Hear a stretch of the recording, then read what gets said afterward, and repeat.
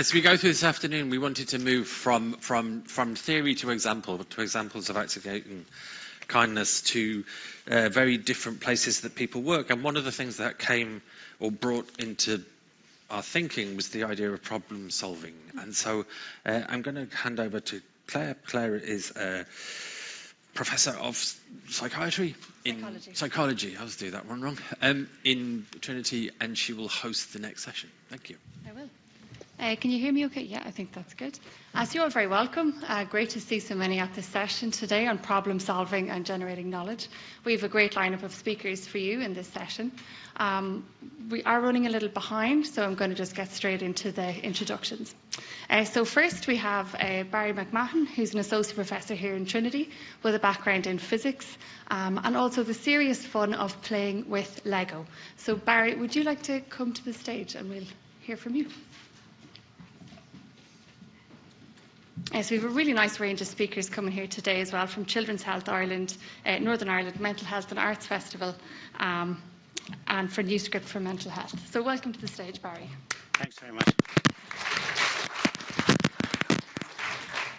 Well, how do you follow that, lads? So myself and Anne here are working together in CHI. So we're going to give a joint presentation. There's not enough of that goes on in the world where people actually respond and respect the pairs of people and bunches of people working together. So I want to recognise that and then talk about some of the work that we've been doing. And actually, when we were asked to give this talk, it really made us think about kindness, because we don't often use the terminology, even though we feel we actually get into that space a lot. So I'm going to give the first half of the talk, and then I'll hand over to Anne for the second part of the talk. So the context for what we're doing, if you live in Ireland, you'd be living under a rock if you didn't realise that we have this huge project to centralise children's health services in Ireland. And that mostly is represented by a very large building that's under construction and is due to open very, very shortly. And so what we've done is we've sort of amalgamated all of those services. Ireland is a very small country, and we've realised that we need to bring all those services together if we're to give the best care to children across the nation, and maybe beyond that in some cases.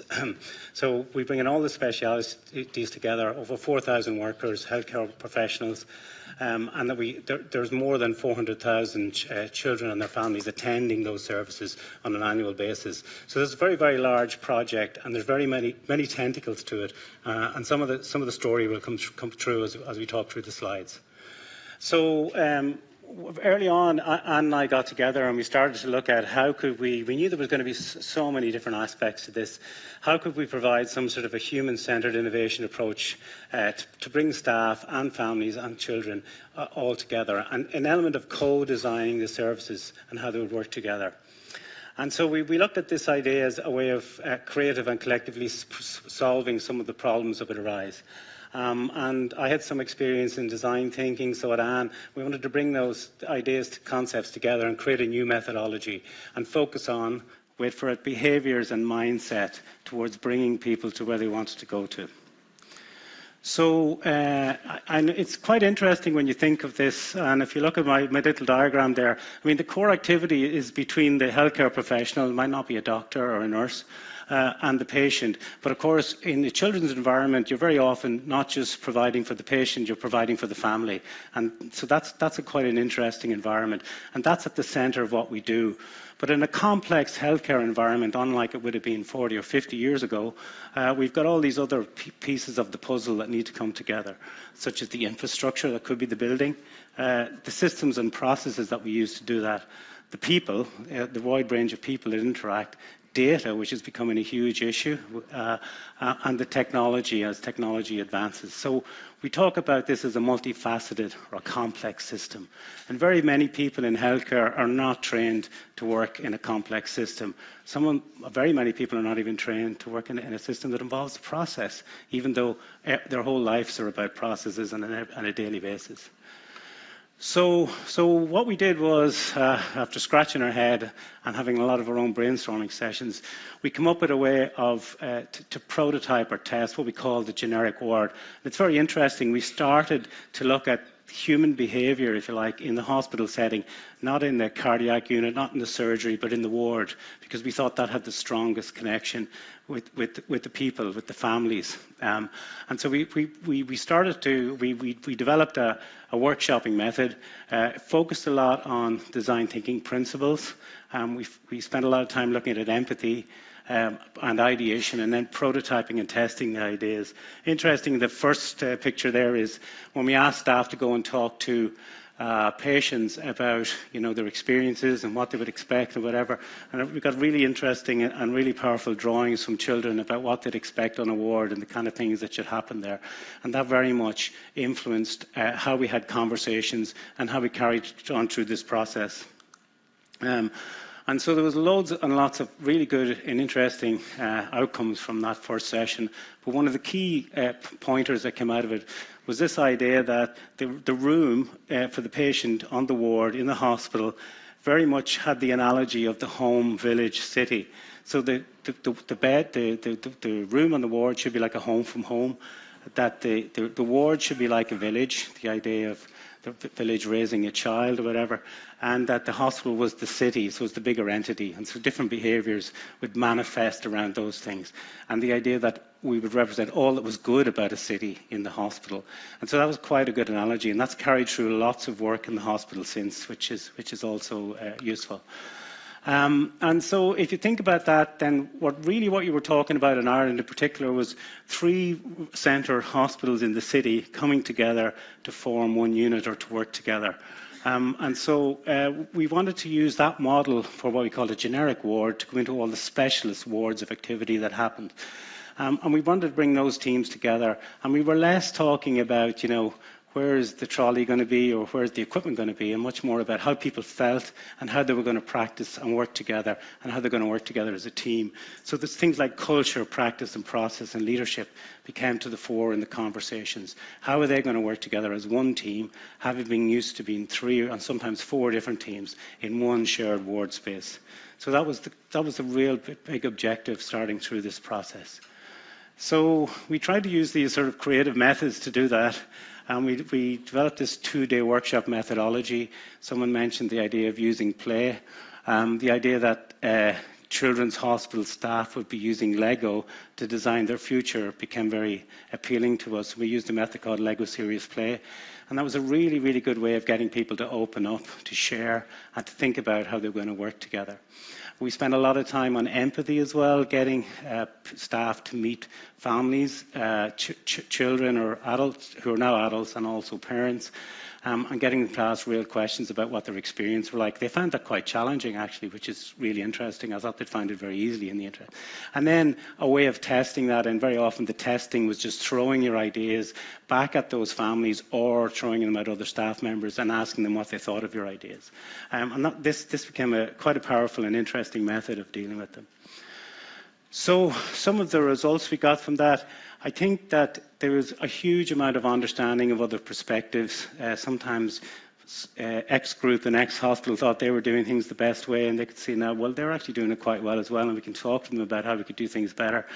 And that bringing people together like that, during and after a pandemic and during and after a cyber attack was almost therapeutic for them to be able to be in a room and talk about things and have discussions. That became really, really powerful, and there was definitely a huge amount of kindness in that.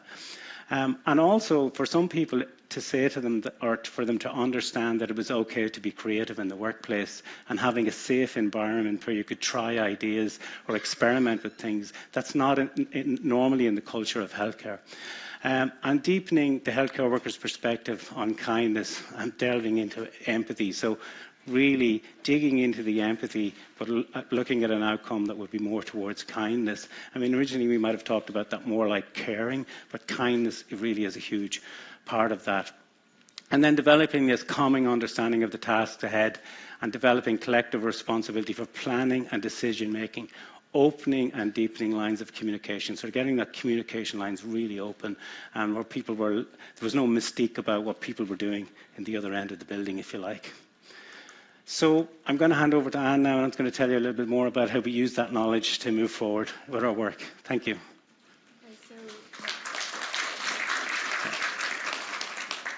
Everybody hear me?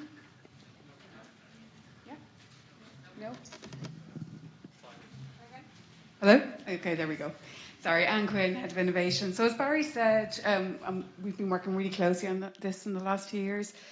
We have been experimenting and testing different ways to create spaces for these conversations to happen and for healthcare teams to become more connected through empathy with the patients and families that they work with. And we're very excited in the new building that we'll have a physical space. So that's an innovation centre that's been purpose-built right in the centre of the new building. It's overlooking a kind of a 4-storey high lobby space, and it's become known as the Treehouse. We think it's going to stick. But we're really excited because we can see that there's a real opportunity here to think about this space in a very creative way. And how can we use this space to bring together healthcare teams, families, patients, young people, and then potentially bring in people from local startups or partners in universities to come together and put as many pieces of jigsaw together as possible to come up with creative solutions to problems that we face in healthcare. And we all know we have many, many problems in healthcare.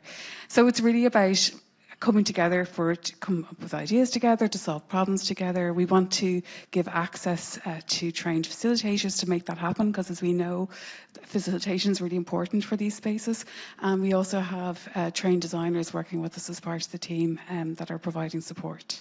So really it's a physical space for thinking creatively, but also it's about creating that time and space for busy healthcare teams to come out of their busy workplaces and think creatively. So we're not waiting until we get into the new building. We're already thinking about how we can do this. So as Barry referred to earlier, design thinking is a really central methodology for us. And we are using that. I'll talk a little bit about the main kind of tenets of it in a moment, but we're rolling this out across our hospitals. We've trained over 600 staff to date in design thinking methodology. And it's not just about giving them the tools and the methodologies. It's also, again, more spaces for them to come together and talk with other people who are like-minded and think about how they want to work in the future. So design thinking, I think the one thing that really attracted us to design thinking, and it's been used successfully across many different sectors and in healthcare, we're not the first to do it. But the central concept, I suppose, of design thinking is human-centered design. So how can we really understand the challenge that we're trying to solve? And how can we understand what it's like for the people at the center of that challenge? What do they want and need? And so in healthcare, when we're talking about empathy, we're not, so for healthcare design, when we talk about empathy, we're not necessarily talking about it in a traditional sense, because we've a lot of really empathetic staff working across healthcare. It's more about trying to get into that problem space and understand the problem better. So we use a number of different techniques to do that, and we're training our staff in ways to do that. And then 2 other important aspects, prototyping, and I'll talk about testing in a moment. So again, this is very countercultural for us in healthcare. We tend to want to, create a big pilot for something, put time and resources into starting and testing a new idea. But what we're trying to encourage is faster iterations, building kind of lo-fi models or representations of the ideas that we're trying to implement, and very quickly getting out there and testing that with families, testing that with children and young people, and with our healthcare colleagues. So it's about really testing fast, not being too attached to our ideas, failing quickly and early. And I suppose the more that we can do of this prototyping and testing, the safer ultimately our solutions will be, because we'll have checked everything, we'll have tested everything, and the more likely it is that the solution will be creative, sustainable, and adapted over time. So we're bringing design thinking as a methodology to everything we do. All of our projects that we support are brought through a design thinking framework, this one here, and we give them stepped out resources at each step of the process all the way through to launch, and that's really important for us, where we don't want things to stay as concepts. We want ideas to move into actual innovations through implementation. And just to give a sample of some of the projects that we're supporting, and there's many we can pick from, we've just picked 2 here. So this is a nurse-led project that's started in one ward in Tala Hospital and now is being implemented in a ward in Crumlin and a ward in Temple Street. And the ultimate plan is for it to be adopted across all wards in the new hospital. So before, I suppose the challenge we had was that clinical handover was taking place inside rooms.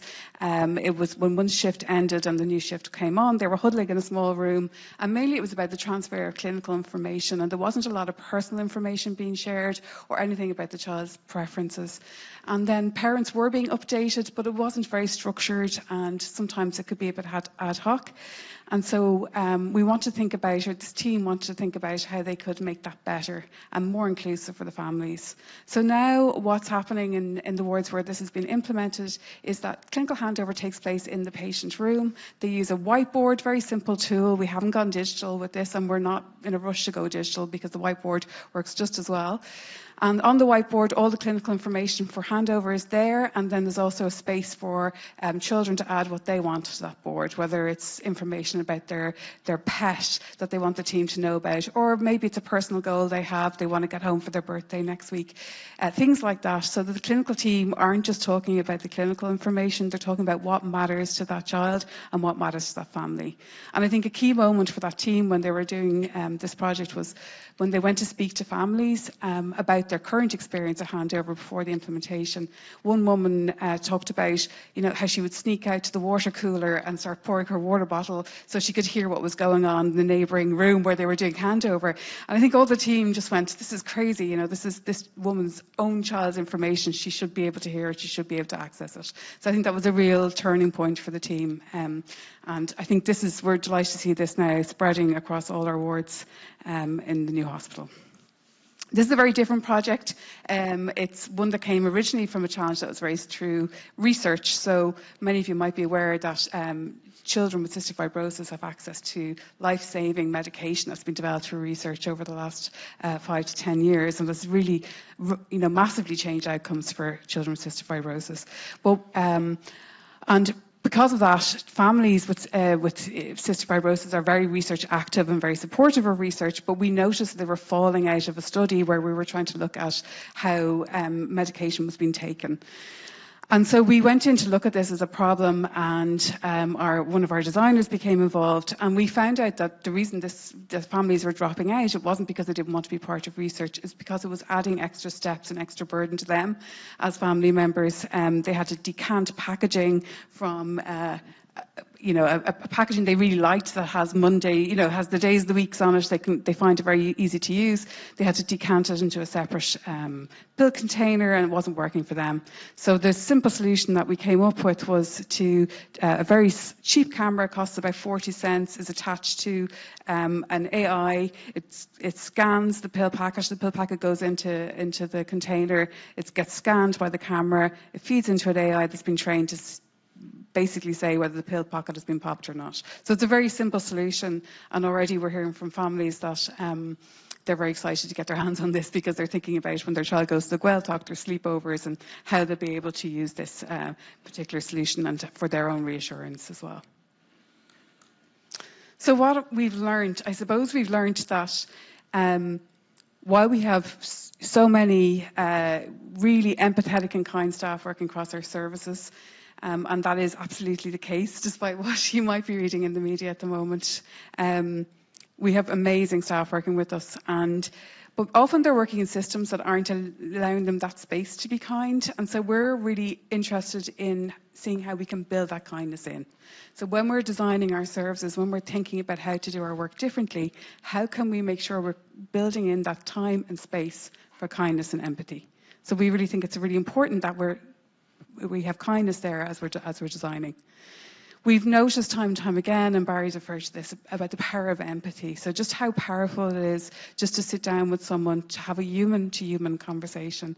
And often in healthcare, we've got uniforms and there's hierarchies, as there are across all sectors. But what we're trying to do is strip that away and just have a conversation between two people. What's it like for you? This is what it's like for me. And how can we solve this problem that we have in front of the two of us? So that power of empathy is really, really strong, and it's not just a nice to have. If we're talking about innovation, it leads to more creativity, and it leads to more safer and more sustainable solutions. So it's really, really important.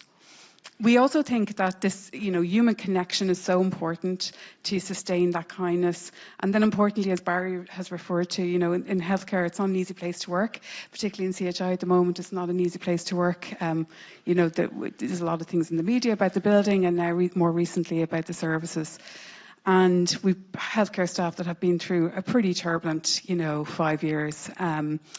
And so what we're trying to do is, create connections for them and connect them back to their purpose, and also to give them a sense of optimism for the future about what might be possible. We really believe that creating space is a kindness in itself, so the more we can create space for these conversations, the more likely it is that we can engender kindness. And I think somebody referred to this earlier, but this kind of regeneration that happens, if we can have compassionate care for healthcare teams, we can have compassionate care for patients, and that's been demonstrated through research that when staff are treated compassionately, it leads to better outcomes for patients in healthcare. So I think that's us, and I don't know if we've time for questions, but our details are there. Please do reach out to us, and we'd love to hear from you, any comments or questions that you have. Thank you.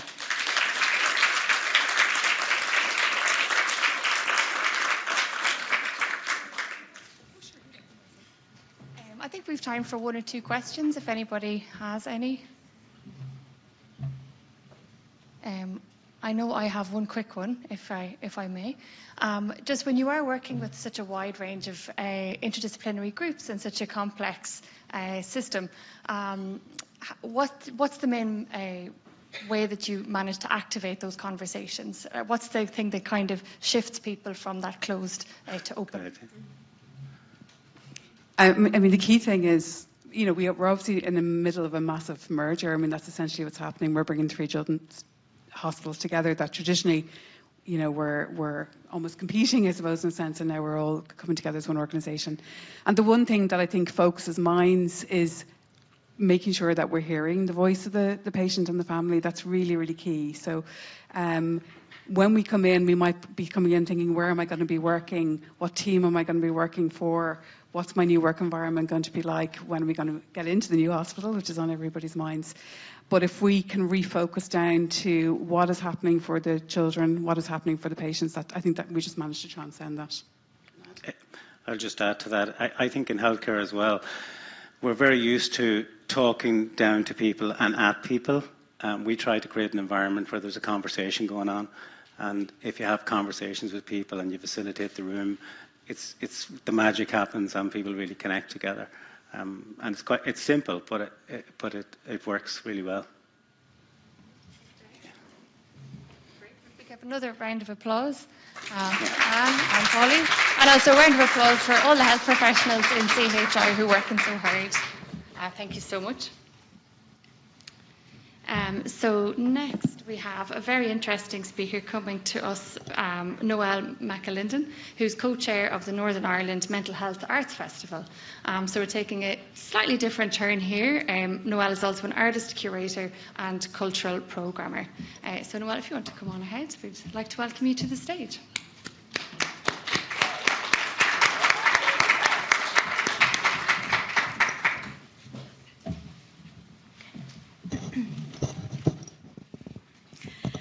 Good afternoon. It's an absolute privilege to be here. The first time I was on a stage in public was at the age of 4, and I was in an Irish dancing festival in a little village on the shores of Lough Neagh in County Armagh. And I was too small for dancing costume, and my hair was too short for ringlets. And my mother had improvised with a very large bow, and I wore a pink trouser suit with a blue trim, and I had brand new dancing shoes. Now, when the music started, I took off with great enthusiasm and danced across that stage like a bat out of hell. I then proceeded to fall flat on my face and jumped instinctively back up again and kept on dancing.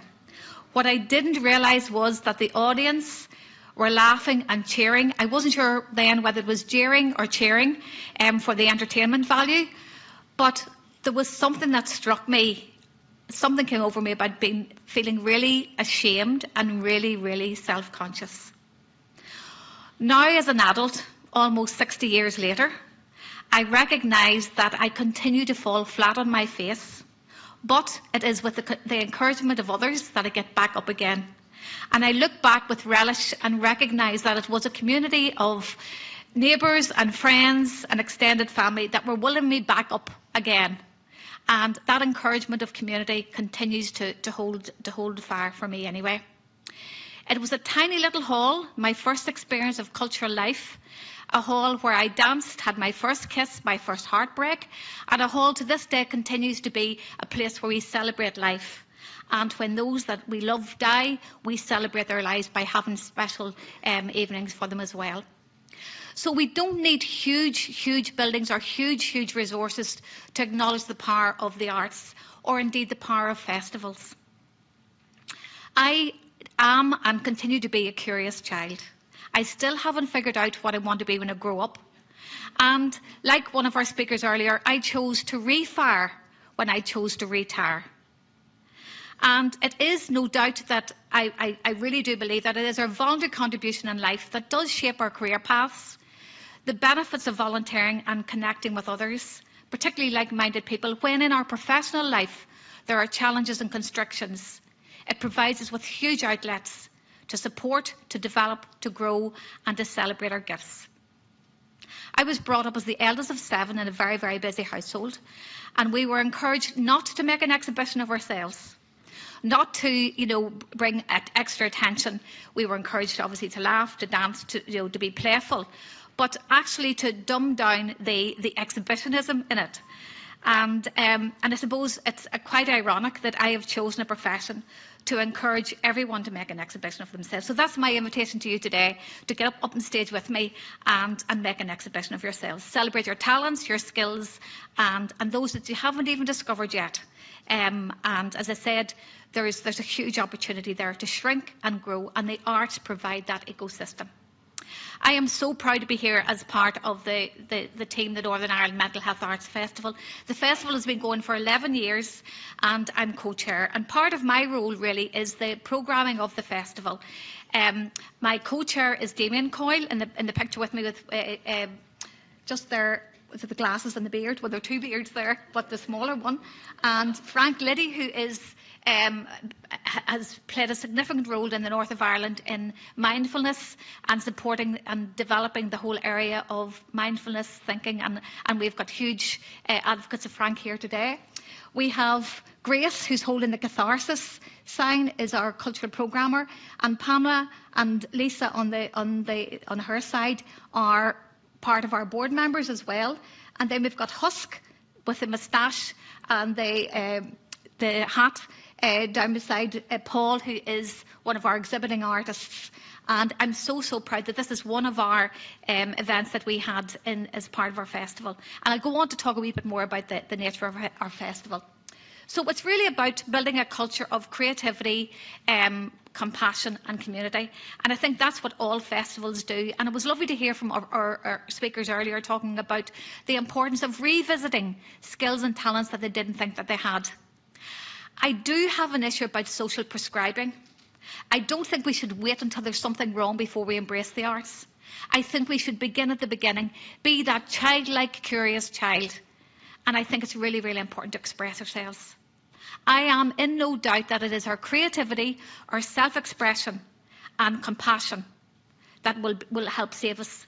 It is no doubt the antidote to depression. Like many families, we have been bereaved by suicide, not once but twice. We've lost 2 sisters in very different circumstances. One completely out of the blue, and the second sister while in the healthcare system. I am in awe of our healthcare workers and what they've had to deal with. But I do realise, and I do agree with our previous speakers, that we need to change the script. We need to look at the system. We need to reevaluate what it is we're trying to do. We need to look with compassion and care and kindness in how we support those that are left behind. And you will hear from Lisa and Sarah and the next speakers that it is really important that we listen and value and validate those that have lived experience. I'm not a health professional, but it is only in recent times that I've begun to realise and validate my own experience of living with, loving, losing, and burying those that have had mental health challenges. This is not a pity party. This is actually an opportunity to celebrate life, and that's what I choose to do. This festival is probably the most important thing I've ever been involved in, and I'm a volunteer. But I'm also mindful of all of those that are volunteers within all of the sections across our communities who are giving their time, their talents and their skills free of charge to help plug a system that is not fit for purpose. We need to look at how we can best collaborate, co-design, support and celebrate our assets, our people, in places that are of varying needs. There is more that connects us than actually divides us. This is a global issue. Our mental health and well-being is and must be a priority. Without investing it, our relationships suffer, our communities suffer, our workplaces suffer. It is really, really important, and it is a human rights issue. Next slide, please. Our Northern Ireland Mental Health Arts Festival is in a period of transition. I took over chair last year and have been part of the festival for the last 5 years. This year's theme is catharsis. Now, we do take a wee bit of creative licence. We put an extra T to put arts up front and central. We are really dedicated to three principles. One is to challenge the stigma about mental health. The second is really create forums for compassionate dialogue between those with lived experience, those that within the health service, those that are within community, those that are within the education system, and those that are within research and development. We work very closely with those that are working at a community level, and we are very, very keen and make no apologies for holding our elected representatives to account. This is our launch at Stormont, and we were delighted that Dominic Kemen spoke so passionately about the work that he does, and we're so delighted that you have offered with kindness and compassion the opportunity to be part of this today. There is so much I could tell you about this festival, but there isn't enough time. But in the presentation you can go and see some of the links, and you have some of my details as well. I am only one part of this big team, well, small but massive team, I should say, of dedicated volunteers. We have only one person who's paid as a paid member of staff, and that's Grace. And all of our board members are coming from lived experience, again, having loved, lost, losing, or indeed living with mental health challenges, or indeed caring as well. You can see then that the third aspect of our dedicated approach is actually to highlight the pivotal role that creativity, self-expression and the arts can play on our mental health and well-being. I'm a visual artist. My background as an art and design educator brought me through and to teaching in schools, colleges, universities and within the prison sector. I probably learned most teaching within a male prison in County Cavan. I learned how not to judge a book by its cover. How dare I assume anything? And also that there is a giant in all of us. We just haven't met them yet. There are those that inspire us, encourage us and champion us. And those are people that we should seek the company of. But we must acknowledge those that also try and keep us down, block us, obstruct us. They're the ogres that are bearing gifts. Those are the people that will challenge us to be our best. We either shrink and die or grow and survive. I'm interested in the whole area of not just simply thriving or surviving, but thriving. We work with a whole range of artists across different art forms, and we celebrate our festival across the north of Ireland. For the last 2 years, we have changed the nature of our festival, and we recognise that the planning and preparation, not unlike this opportunity that we have with Creative Brain Week, takes a lot of planning, a lot of coordination, and a lot of co-creation. We cannot do it on our own. It is the art of partnership that keeps us going. The recognition that there are opportunities to work with, work alongside and learn from each other. We're learning from you. And it is so brilliant to be here today to actually see how we can learn and how we envy from you as well. Envy, some of the opportunities you have as well. This is the front cover of our programme, packed with over 80 events that take place over 1 week.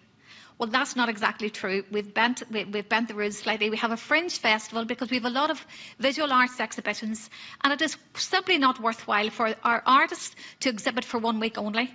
And I'm absolutely delighted and thrilled that Ciara O'Malley, who's here today from Brain Injury Matters, work is on exhibition with the brilliant work that they do. It's really, really important that artists are validated, their work is seen and heard. It's really important that they're funded, supported and championed. And at the minute in the north of Ireland, there is an initiative to look at the mental health and well-being of our artists. They are actually the most vulnerable and yet the most precious. Their creativity, their self-expression, their opportunities to provide us ways to see through, see round corners, see new solutions and celebrate the darkness as well as the light is really, really precious. The arts provide us with that invaluable ecosystem to look at ways in which we have been disappointed, challenged, try to actually seek catharsis in many, many ways. The opportunity to release emotions, the opportunity to seek opportunities to exhibit, to explore the deep and the dark as well as the joyful. There's something very, very precious in that. And also looking at the opportunities for renewal.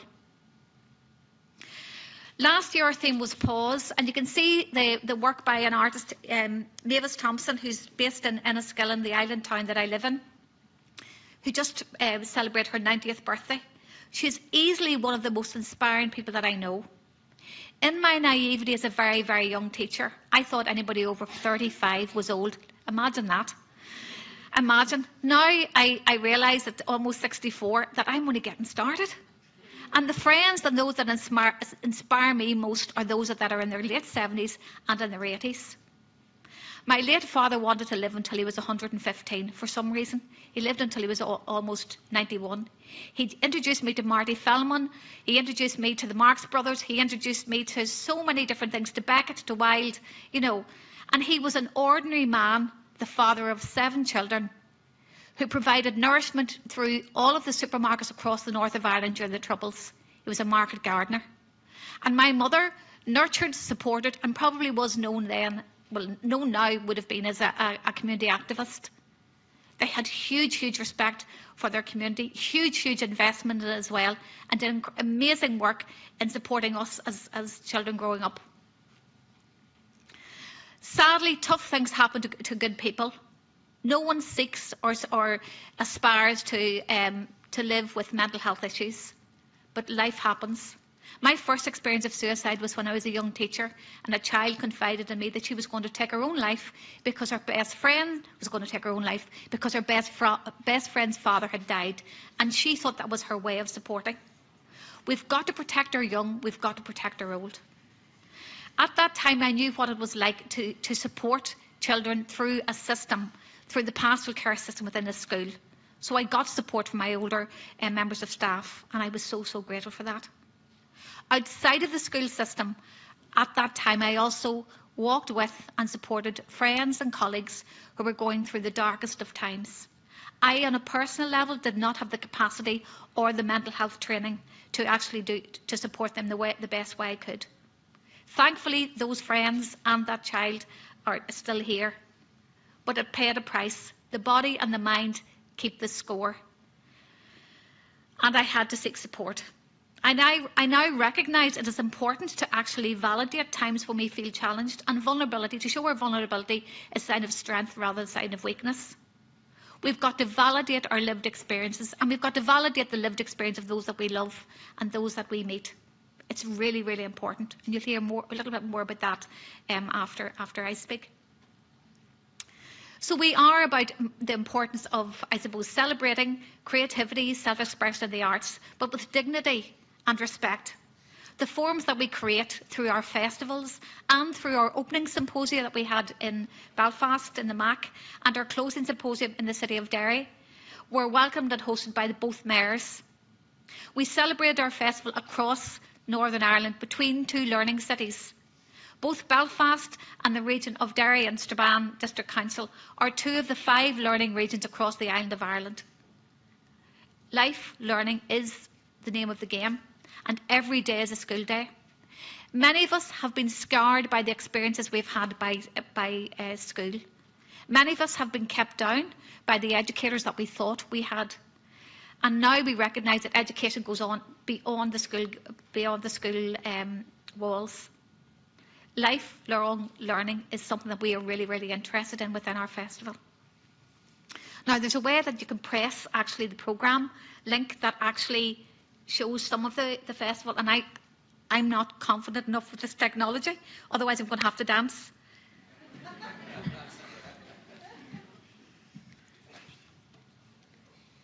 I think I pressed, there's a link on this apparently.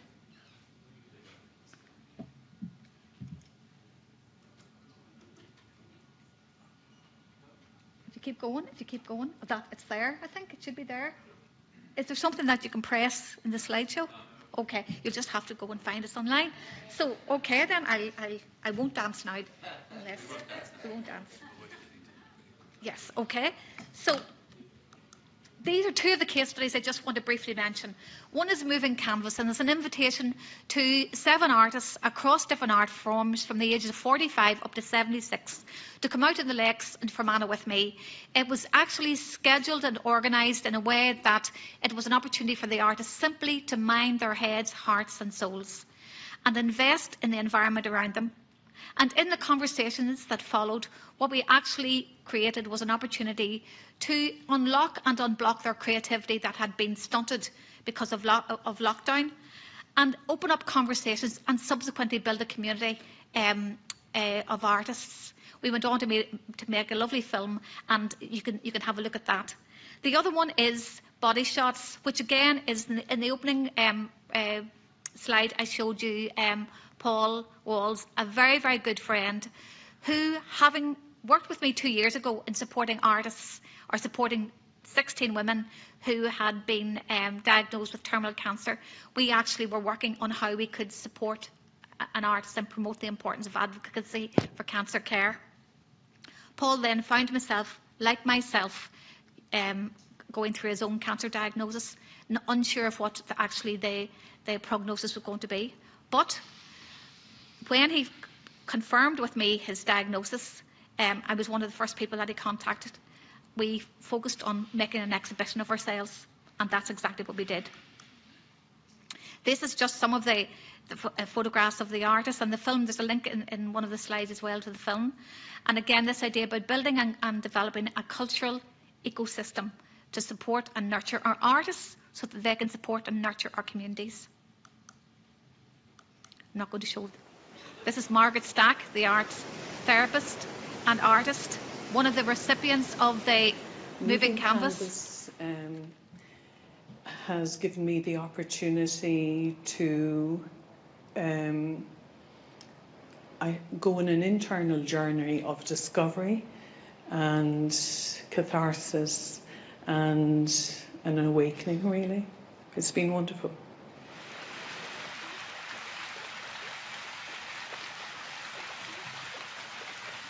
You can see the whole film and the links. And this is Paul Marshall, and Paul's exhibition was just an amazing opportunity. He's also created a virtual online exhibition, and it basically was his recording of his body during his diagnosis. And he's a photographer by nature. He works in the University of Ulster, and his best friend and colleague Jim McGinn photographed him during these stages. We then worked on an installation which recreated almost the idea of walking into a ward system and being confronted with these life-size images. At this stage, he wasn't sure whether his prognosis was going to be good. Thankfully, it is. Alongside that, he had collected over 1,000 messages by text that he exhibited in these tiny little test tubes as part of his exhibition. And we did a Q&A then with Professor Mark Lawler, who is the Vice President or the Vice Chair of Cancer Trials Ireland. We've been working in the whole area of cancer advocacy as well, irrespective of whether mental health, physical, emotional, the body and the mind keep the score. That's the exhibition. I'm just coming to the end before I'm dragged off stage.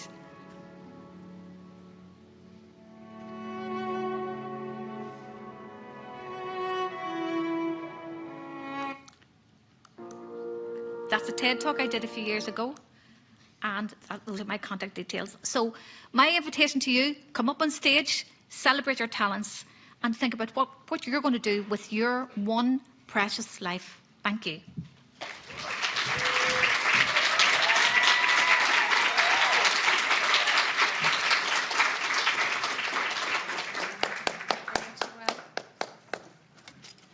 Thank you very much, Noelle. That was such an inspiring talk, such a broad range of topics and events and curation showcased for us all today.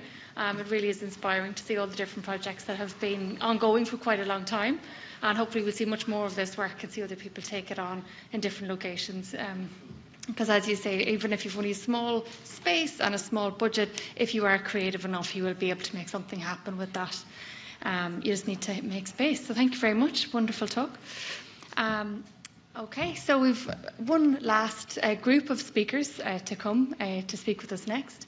Again, something very different, so hope you've all got a little bit more space in your imagination to take in some more information. We're going to hear from New Script for Mental Health. We have 2 speakers that are coming to talk with us, and also we're going to hear from some activists as well. So we're going to hear from Sara Boyce, who's campaign organiser, and who has experience working with children and the traveller community. She previously was a speech and language therapist, and she's passionate about the power of poetry to challenge oppression. We're also going to hear from Lisa Morrison, who's also a campaign organiser, who's an activist and a self-described psychiatric survivor. She campaigns for human rights and trauma-informed approaches for people in distress. So we have a slightly different format for everybody, and I will let them take it away. Thank you.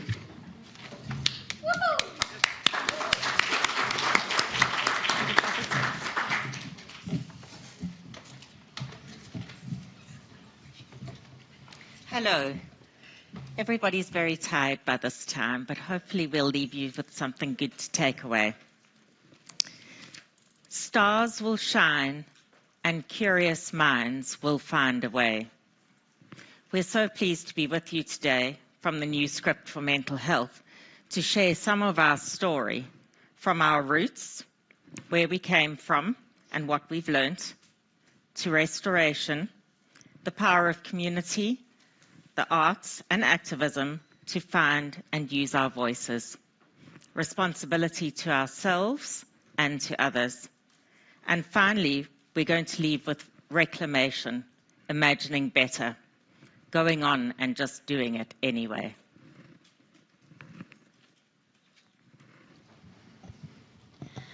Calligraphy care. With the smell of fresh paper, the gloop gloop of the ink as it moves from side to side in the little jar, the smooth touch of the calligraphy pen as it settles into the groove of my finger and thumb. Pop goes the lid. The plop of the nib as it sinks into the fresh gold ink. The swish of the stroke of the ink as it meets the page. Swish, swish, swish. I'm conscious of my breath. In and out. In and out. Swish, swish, swish. Gold ink dots now on the palm of my hand. Gold melting into the creases of my fingers and my writer's bump. I look down at my work, happy and content. Achievement for the bereavement. The new me against the old me. Healing for the hurt. Medicine for the pain. Happy heart against the backdrop of sadness. The words on the page like a big hug holding me together. The words in the gold connecting with the community. A sense of calm overwhelms me. I'm a healed me. I'm a stronger me. I'm a secure me. Through the gold and my calligraphy, I see hope, optimism, bravery, love, freedom. I see a warrior. I see me. Welcome back. How I missed you, Deirdre.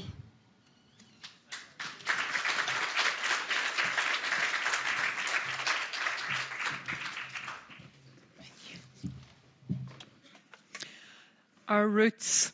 So the roots of the New Script for Mental Health campaign go all the way back to 1998, to the Good Friday Agreement. And that agreement included a promise that human rights and equality would shape the future. And one of the people who helped to secure that commitment was Inez McCormick, who is a globally respected trade union leader. She fought to make sure those rights weren't just words on paper, but protections for the people who needed them most. And in 2006, she founded a small human rights group, Participation and Practice of Rights, with a big idea. What if ordinary people could use international human rights standards to make real social change? To bring about change that, in her words, people could see and feel. So from a pilot in Belfast and Dublin, PPR grew.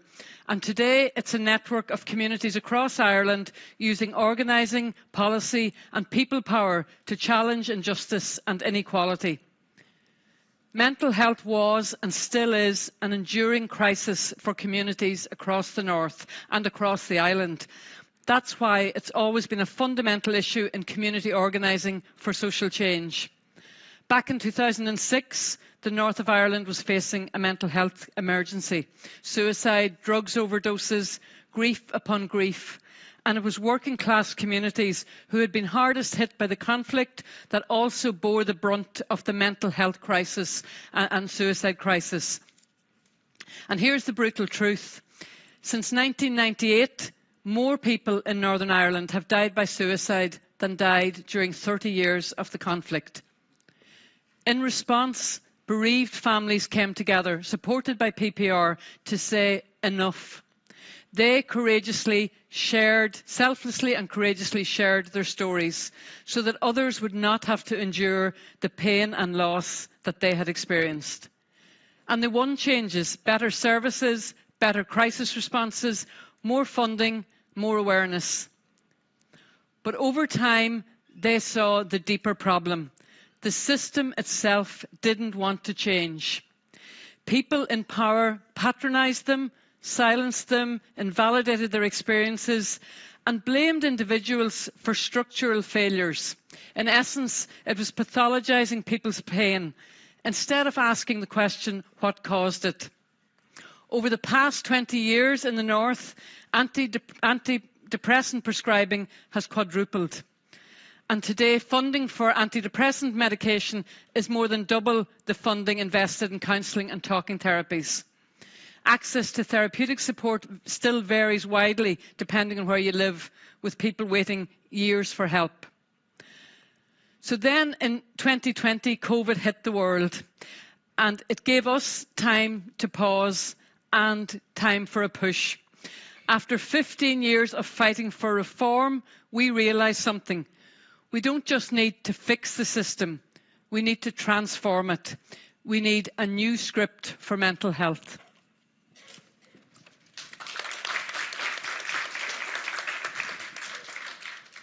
Restoration.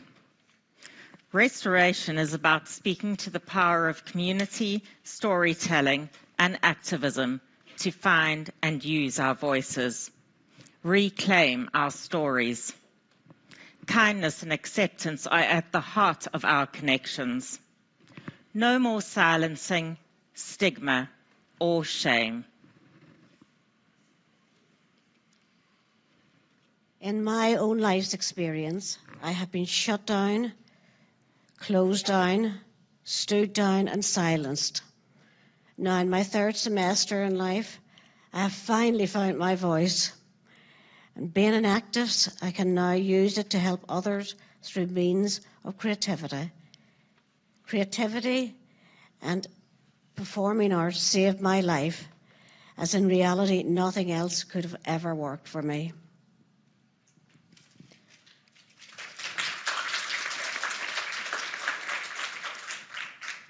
The Rest of the Story writing group helped me in terms of my own healing, in terms of trauma recovery, but also as a community.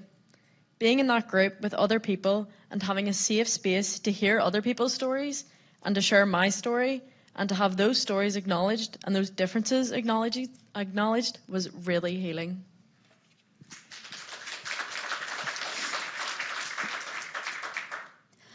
When I first came to activism, my thoughts were it was all about banging on doors, screaming and shouting.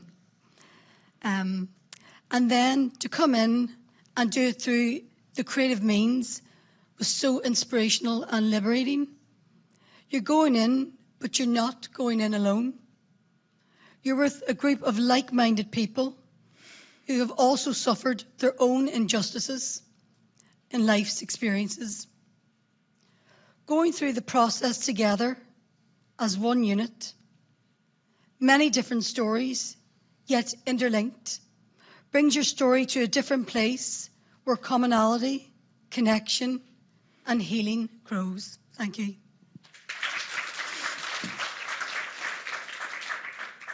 Understanding you're not alone widens your perspective and mind.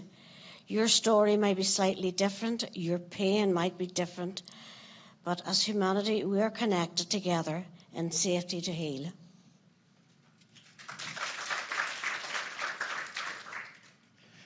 I became an activist so nobody has to go through what I had to go through. But I am also doing it for my own healing. I was so isolated before, and this group has been like a blanket around me.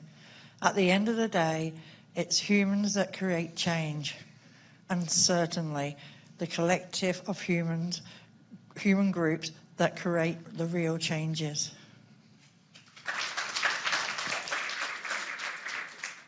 Being active in terms of issues of oppression and equality feels like a responsibility. It's a responsibility to the community, but it's also a responsibility to ourselves in terms of ensuring that our rights are respected, but also that we step up, we speak up when people who maybe don't have the capacity because of what they're going through to speak up for themselves. Thank you. Reclamation. Beginning to own our stories in safe spaces restores a sense of hope and agency, which can then lead to collective transformational action. As one of the activists said, we are taking back our power and doing it anyway. We're not waiting on the system to change.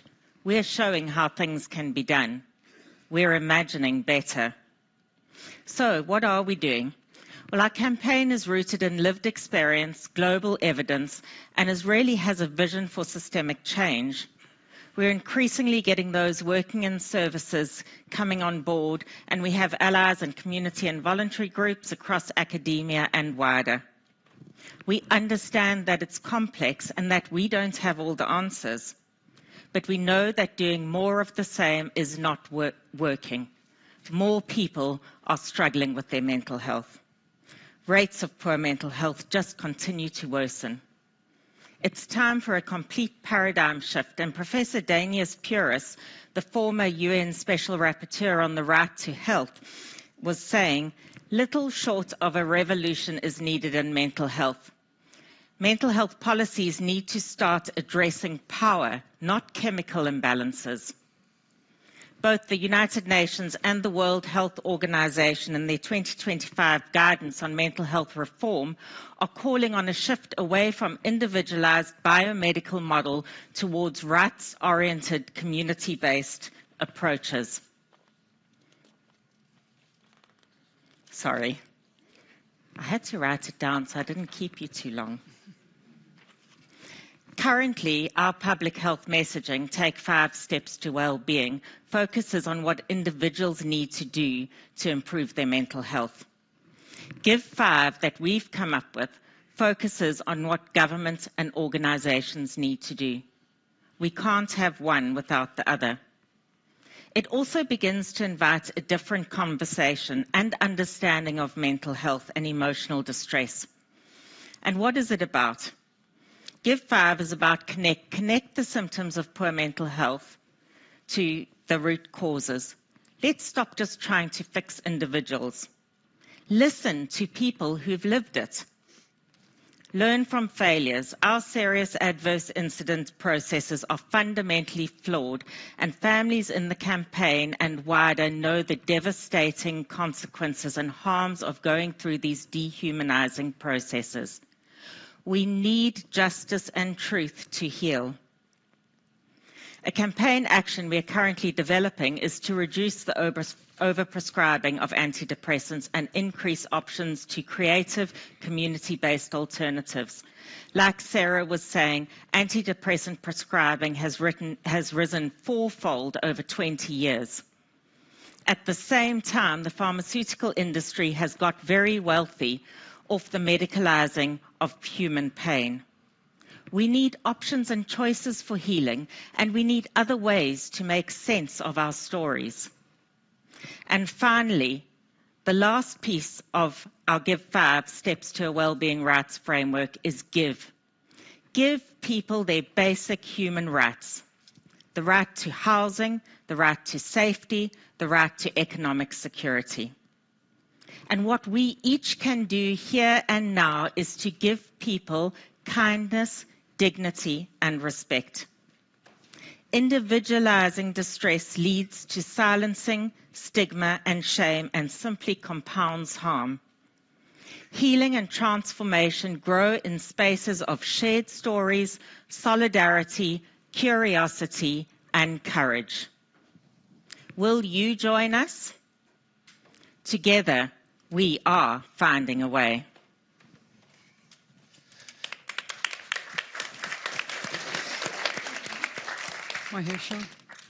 As I sit in silence, I contemplate political violence that I've witnessed. The north of Ireland is definitely top of the hit list. For a political lobotomy of its anatomy, it's sad to see these cheerleaders, fear leaders, soul leaders lead the people astray. Whatever happened to building better days, changing old patterns and creating new ways? Not much has changed in my view.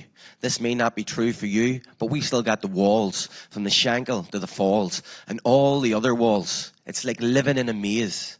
On the upside, there is a tourist craze. Stars will shine and curious minds will find a way. Stars will shine and curious minds will find a way. Wow, you give us the big balls. Victoria Square's far from fair. That only suits the minority with the majority of the land and the money. It's not fun or even funny. There may be less bombs and less guns, but I see proof that we're losing our youth faster now than ever before. Faster now than when there was war. Drugs and suicide are ripping families and communities apart. How do we heal? Where do we start? I would say invest in the people, invest in the arts. It's the quickest way to heal a heart. Invest in the skill of cooperation. I guess that's how you build a healthy nation. Stars will shine and curious minds will find a way. Stars will shine and curious minds will find a way. We, the people, need a non-violent revolution to find solutions to this political pollution. These institutions are rotten to the core with post-traumatic stress from war. It's heartbreaking, soul-shaking when I hear of another young soul taking his or her own life with the dope, the rope, or the knife. These things could be avoided if people weren't being exploited by a broken system that's not listening. Some in power may see these things as trivial, but cooperation's needed for human survival. Stars glisten in the night. Stars stand up and fight. Stars will shine and curious minds will find a way.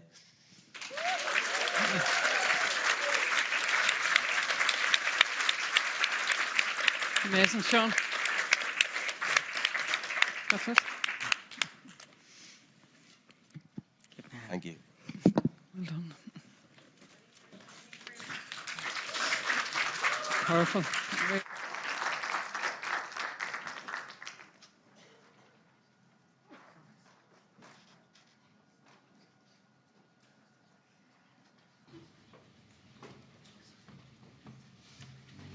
Another truly inspiring session. I think you've heard it here first. Creative Brain Week, we're going to start a new revolution for mental health. I think it's very true. We do need to enhance people's autonomy and their agency over their own health care, whether it's mental health or physical health care, and make sure that people have real choices and real alternatives if they do find that the treatment that they're using isn't working. So if antidepressants don't work for someone, they really do need to have real choices that can be used instead. We know this in healthcare and every other option. You'd have multiple lines of treatment, is how you translate it into medical language, and why can't we have the same in mental health? So thank you very much for your contributions today. I think that's been very inspiring. I thoroughly enjoyed it as well. So I think that brings us to the close of the session today. Thank you all very much. I hope you've all had something inspiring to take away, to activate some kindness and think a little bit differently about how you work with the other groups around you. So thank you very much to all our speakers today.